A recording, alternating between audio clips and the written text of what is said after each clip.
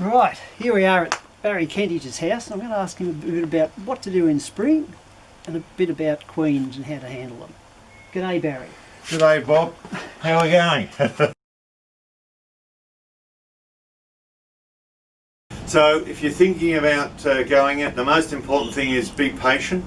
Don't rush out. Please wait till it gets at least 16 degrees, and for a few days. Not the first day it makes 15.8. Rush out there. No, wait. Got a few days. It's 16 degrees.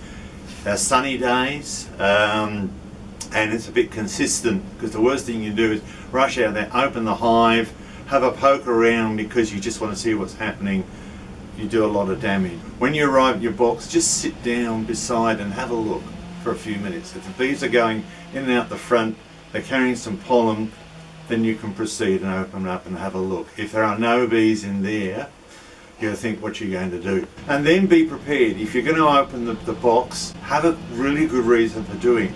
It's not just have a look and see what's happening. If you're going to say, okay, I'm going to open the box, I want to check that the queen seems to be laying, well, then you're going to start to look in the brood.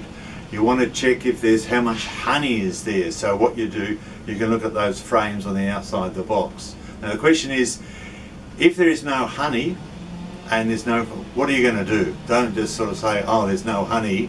You need to have a backup plan. If there is no queen, what are you going to do? If the brood is poor, what are you going to do? So plan ahead.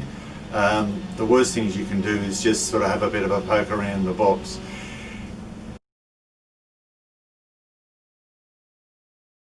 You need to check your gear, your bee suit. So the bee suit, just check there are no holes in the veil. So I have a whole variety of gloves in here. Check the smoker. Make sure it's all clean. This one isn't. Just get a wire brush and clean out all inside of the smoker. Make sure you've got some dry pine needles. You've got some gas lighters that work. At least 2 hive tools. Make sure the hive tools are sharp on the edge here. Just run a file along the edge there and make sure that's all okay. The other thing to do is perhaps to repaint the hive tools some bright colour, because you'll drop them in the grass and you need to find them again. A frame lifter. Just get one of those. Again, buy 2, because you're always going to lose one somewhere. And you can get this device here, which is just for hanging frames on the outside of the box. Hopefully everyone's got all the hives are registered. So this is just my registration number cut out of an old file. You could spray that on all the boxes, particularly if you've got some new boxes. Get yourself some disinfectant. This is just bleach in a spray bottle. So that every time you go out, you spray all your hive tools and smoker. Now I have a rule which is always have twice as much as you need. So if you're now running one hive, go and buy another complete box, because then you can have much more fun in putting, splitting hives and doing those sorts of things. Make sure that you've got some spare boxes. So these boxes are all ready to go. They are full of frames which all have honey in them. Notice each box is numbered, so that box 10 will go back onto box 10 and box 31 will go back onto 31, and so on and so forth. That prevents that if there's disease in one hive, switching boxes between a diseased hive and a non-diseased hive. Other things that you need, so you'll need queen excluders. Again, the queen excluders are all numbered, so this comes out of box 8.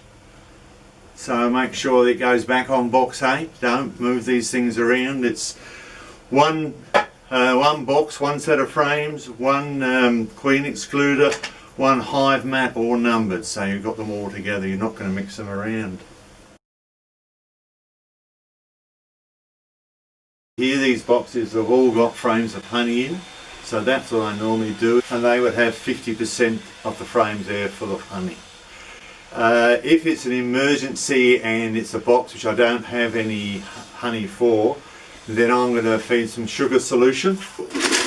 The usual technique is to have some, this was a new paint tin, don't use an old paint tin.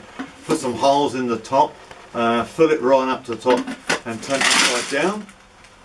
Now that works well, but there is always a law which sort of says it's going to leak and you can end up with 4 litres of sugar syrup through your hive. So what I'm doing now is I fill this up with sugar solution, and then I use these little clay balls which you get from the hydroponic shop in town. These float, so you just fill up the top of the tin with sugar syrup solution, put the little clay balls, you could use polystyrene or cork. The bees land on the little balls and they drink it down to the bottom. It's a lot easier and there's no mess. You don't end up with syrup solution through your hive, which is not what anybody wants, not the bees either. But I try not to use sugar solution if I can avoid it. I try and use their own honey. You got your box, the bees are operating it, you put another empty super on top, and that just sits on the top of the hive mat. Yeah, with them. The whole thing is sealed. Do not leave these things out, you just attract all sort of robber bees. And I believe it's illegal anyway, isn't it? That's right. It's illegal, yeah. And it's not good practice here, that's right. Yeah, but all feeding must be done within an enclosed space. Yeah.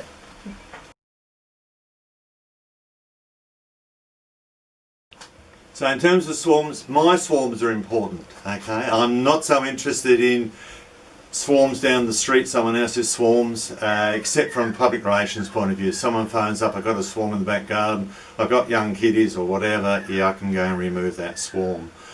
But the most important thing for your own bees is trying to at all time prevent swarming. Remember that if it swarms, up to 50% of your bees have gone somewhere else. So what I do is, if it looks like swarming time, October swarming time, make sure you're checking those hives at least every week. If you want the queen cells, you can do something with it. If you don't want the queen cells, knock them off. Although to some extent the bees will continue to lay new queens all the time. But you must be very vigilant.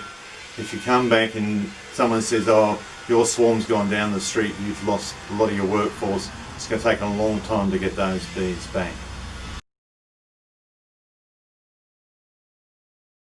My expectations are that if I've done the right thing, if I did the right thing before we came into winter, if there was sufficient honey, so for 8 frames, 3 to 4 frames of honey there.